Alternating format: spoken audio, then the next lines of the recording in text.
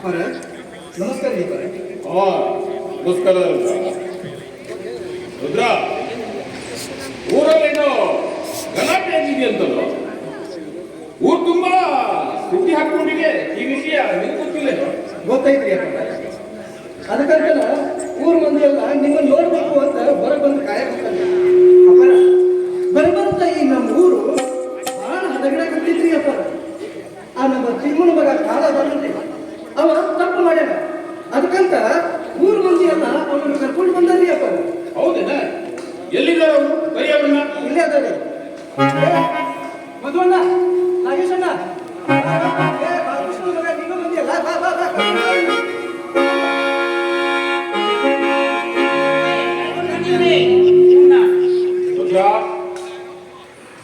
ಇವನು ಊರಲ್ಲಿ ಏನ್ ತಪ್ಪು ಮಾಡಿದಾನೆ?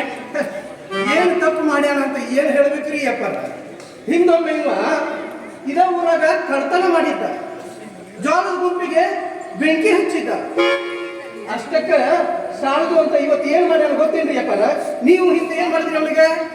ಪಾಪ ಸಣ್ಣ ಹುಡುಗ ಮುಂದಿನ ಭವಿಷ್ಯದ ಬಗ್ಗೆ ಯೋಚನೆ ಮಾಡಿ ಸುಮ್ಮನೆ ಹಂಗ ದಂಡ ಹಾಕಿ ಕೈ ಕೊಟ್ಕೊಂಡ್ಬಿಟ್ರಿ. ಇವ್ನ ಅವತ್ತ ಇವ್ನ ಕೈಕಾಲು ಮುರಿಬೇಕಾಗ್ತದಪ್ಪರ, ಕೈಕಾಲು ಮುರಿಬೇಕಾಗಿತ್ತು. ಆದ್ರೆ ಇವತ್ತು ಏನ್ ಮಾಡ್ಯಾನ ಗೊತ್ತೇನ್ರಿ?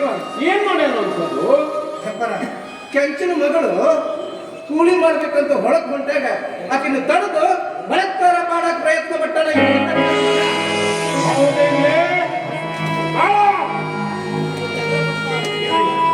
ಇಲ್ರಿ ಇಲ್ರಿ ತಡೀರ, ಇವರೆಲ್ಲ ಸುಳ್ಳು ಹೇಳ್ತಾರ್ರಿ.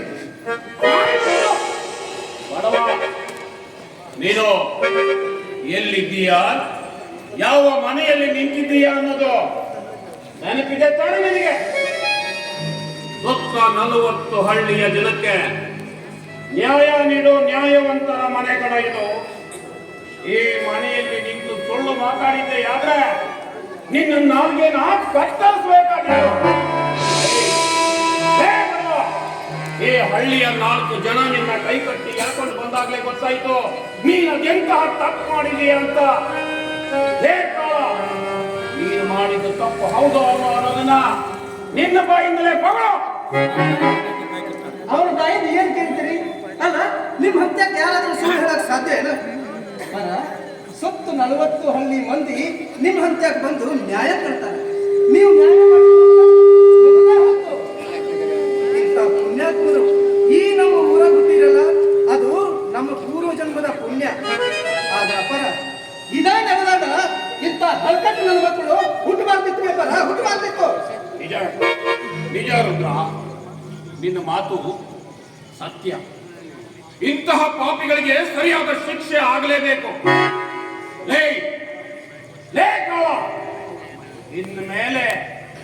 ಇನ್ನು ಮೇಲೆ ನೀನ್ ಈ ಊರಲ್ಲಿ ಬದುಕೋ ಹಾಗಿಲ್ಲ. ಈಗಿಂದೀಗಲೇ ಈ ಊರನ್ನು ಬಿಟ್ಟು ಹೊರಟೋಗ್ಬೇಕು. ಇನ್ನೊಮ್ಮೆ ಯಾವತ್ತಾದ್ರೂ ಈ ಊರಲ್ಲಿ ಹೆಜ್ಜೆ ಇಡೋ ಪ್ರಯತ್ನ ಪಟ್ಟ್ಯೋ ನೀನು ರುಂಡನ ಕತ್ತರಿಸಿ ಹನುಮಪ್ಪನ ಗುಡಿ ಮುಂದೆ ತೋರಣ ಕಟ್ಟಬೇಕಾದೀತು. ಇದೇ ನಿನಗೆ ಮನೆ ಎಚ್ಚರಿಕೆ. ಹೊರಟೋಗು ಬಡವ.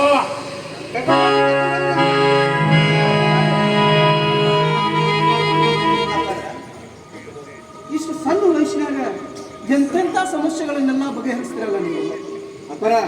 ನಿಮ್ಮ ಹಂತಕ್ಕೂ ದೊಡ್ಡ ದಣಿಯಾರಾಗ ಇದ್ದಂಥ ದೊಡ್ಡ ಗುಣನ ನಿಮ್ಮ ಕಡೆ ಐತ್ರಿ ಅಪ್ಪ. ಆದ್ರೆ ಇಂಥ ಪುಣ್ಯಾತ್ಮರಿಗೆ ಆ ದೇವರು ಸಂತಾನ ಭಾಗ್ಯ ಕೊಡ್ಲಿಲ್ಲಲ್ಲ, ಅದ ದೊಡ್ಡ ಪಾಪ ರೀ. ಆ ಭಾಗ್ಯ ಆ ದೇವರು ನಿಮಗೆ ಯಾವಾಗ ಕೊಡ್ತಾನೋ ಆ ದೇವರಿಗೆ ಗೊತ್ತಿರಿ ಅಪ್ಪ. ನೋಡ್ರ, ನಮ್ಮ ಮದುವೆಯಾಗಿ 5-6 ವರ್ಷಗಳು ಕಳೆದ್ರೂ ಕೂಡ ಆ ಭಗವಂತ ಯಾಕೋ ನಮ್ಗೆ ಮಕ್ಕಳ ಭಾಗ್ಯನೇ ಕೊಡ್ಲಿಲ್ಲ ಅಂತ. ಹಾಗಂತ ನಾವೇನೋ ಚಿಂತೆ ಮಾಡಿ ಫಲ ಇಲ್ಲ. ಈ ಊರಿನ ಎಲ್ಲ ಜನರನ್ನೇ ನಮ್ಮ ಮಕ್ಕಳು ಅಂತ ಭಾವಿಸಿದ್ರಾಯ್ತು. ನೋಡು, ದುಡಿಯುವಂತಹ ನಿನ್ನಂತಹ ಆಳು ಮಕ್ಕಳನ್ನೇ ನಮ್ಮ ಬಂಧುಗಳು ಅಂತ ತಿಳ್ಕೊಂಡ್ರಾಯ್ತು. ನೀನು ಆಳಾಗಿ ಈ ಮನೆಯಲ್ಲಿ ದುಡಿದ್ರೂ ಕೂಡ ಈ ಮನೆಗೆ ಮಗ ಇದ್ದ ಹಾಗೆ ಆಗುವೇನೋ. ಎಂತ ಮಾತ್ರ ಎಂತ ಮಾತಾಡ್ತಾ ಇದ್ದೀರಿ ನೀವು? ನಮ್ಮನ್ನು ನೀವು ಮಕ್ಕಳು ಹಂಗ ಕಂಡ್ರು ಕೂಡ ನಾವು ನಿಮ್ಮ ಮನೆ ಮಕ್ಕಳು ಆಗಕ್ಕೆ ಸಾಧ್ಯ ಇಲ್ಲ ರೀ. ಅದಕ್ಕಂತಲ ಈ ಮನಿ ಮಗ ಅಂತ ಬೇಕಾ ಬೇಕ್ರಿ. ನಾವಂತೂ ನಮ್ಮ ತಾತ ಮುತ್ತಾತನ ಕಾಲದಿಂದಲೂ ಈ ಮನೆಯಾಗ ದುಡ್ಕೊಂತ ಬಂದಿವಿ. ನೀವು ಯಾರನ್ನೂ ಕೀಳಾಗಿ ಕಂಡಿಲ್ಲ, ಎಲ್ಲರನ್ನೂ ಮನೆ ಮಕ್ಕಳು ಅಂತ ಕಂಡಿರಿ. ಅದಕ್ಕೆ ನಾನು ದೇವ್ರ ಕಡೆ ಬೇಡ್ಕೊಂಡಿವಿ, ಈ ನಮ್ಮ ಮನೆಯಾಗ ಒಂದು ಗಂಡು ಮಗು ಹುಟ್ಟಿದ್ನಪ್ಪ ಅಂತಂದ್ರೆ ಈ ಊರಾಗಿರೋ ಎಲ್ಲಾ ದೇವರಿಗೆ ತುಪ್ಪದ ಅಭಿಷೇಕ ಮಾಡಿಸ್ತೀನಿ ಅಂತ ಬೇಡ್ಕೊಂಡು ಬಂದಿನ್ರಿ ಅಪ್ಪರ. ನೋಡ್ರಿ, ನೀನು ಈ ಮನೆಯಲ್ಲಿ ದುಡಿತಾ ಇರೋ ಆಳ್ಮಗನೇ ಆಗಿರಬಹುದು. ಆದ್ರೆ ಯಾವತ್ತೂ ನಿನ್ನನ್ನ ನಾನಾಗ್ಲಿ ಮಾದೇವಿ ಆಗ್ಲಿ ಈ ಮನೆಯ ಆಳುಮಗನ ಹಾಗೆ ನೋಡಿಲ್ಲ. ನಿನ್ನಂತಹ ವಿಶ್ವಾಸಿಕ ಸ್ವಾಭಿಮಾನಿ ಅಭಿಮಾನಿಯನ್ನ ಪಡಿಬೇಕು ಅಂದ್ರೆ ಈ ಮನೆ ಪುಣ್ಯ ಮಾಡಿತ್ತು ರುದ್ರ, ಪುಣ್ಯ ಮಾಡಿತ್ತು. ಇಲ್ರಿ ಅಪ್ಪರ, ನನ್ನ ಪುಣ್ಯ ಈ ಮನೆ ಮ್ಯಾಗಿಲ್ರಿ. ಆದ್ರೆ ಈ ಮನೆಯ ಅನ್ನ ತಿನ್ನುವ ಪುಣ್ಯದ ಋಣ ನನ್ನ ಮ್ಯಾಗಿದ್ರಿ ಅಪ್ಪರ. ಆ ಋಣನ ನಾನು ಯಾವ ಜನ್ಮದಾಗ ಮುಟ್ಟಿಸ್ತೀನೋ ಆ ದೇವರಿಗೆ ಗೊತ್ತ್ರಿ ಅಪ್ಪರ. ನೋಡ್ರಿದ್ರ, ಋಣ ಮುಟ್ಸೋ ಕಾಲ ಬಂದೇ ಬರುತ್ತೆ, ಆವಾಗ ಮುಟ್ಸಿದ್ರಾಯ್ತು. ಈಗ ಒಂದು ಕೆಲಸ ಮಾಡ್ತೀಯಾ, ತೋಟದಲ್ಲಿ ತೆಂಗಿನಕಾಯಿ ಕಿಳಿಸ್ತಾ ಇದ್ದ, ಒಂದು ಸ್ವಲ್ಪ ತೋಟದ ಕಡೆಗೆ ಹೋಗ್ಬರ್ತೀಯಾ? ಆಯ್ತ್ರಿ ಅಪ್ಪರ, ನಾ ಹೋಗ್ಬರ್ತೀನಿ. ಹೋಗ್ಬಾರ್ದು, ಹೋಗ್ಬಾರ್ದು.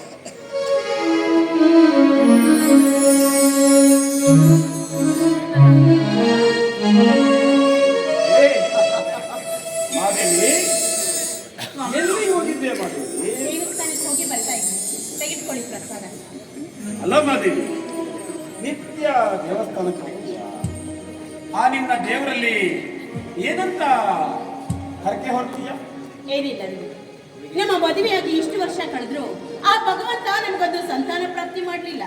ಆದಷ್ಟು ಬೇಗ ನನಗೊಂದು ಸಂತಾನ ಪ್ರಾಪ್ತಿ ಆದ್ರೆ ನಿತ್ಯ ನಿನ್ನ ದೇವಸ್ಥಾನಕ್ಕೆ ಬಂದು ಅಭಿಷೇಕ ಮಾಡಿಸುವುದಾಗಿ ಹರಕೆ ಹೊತ್ತು ಬರ್ತಾ ಇದ್ದೀನಿ. ಆ ನನ್ನ ಹರಕೆ ಫಲಿಸಿದ್ರೆ ಈ ನನ್ನ ಜನ್ಮ ಸಾರ್ಥಕವಾಗುತ್ತೆ. ನೋಡು ಮಾದೇವಿ, ಇಲ್ಲದ ಆಸೆಗಳನ್ನ ಮನಸ್ಸಿನಲ್ಲಿ ಇಟ್ಕೊಂಡು ನಿರಾಶರಾಗಬೇಡ. ಇದು ಕಲಿಯುಗ ಕಣೆ, ಕಲಿಯುಗ.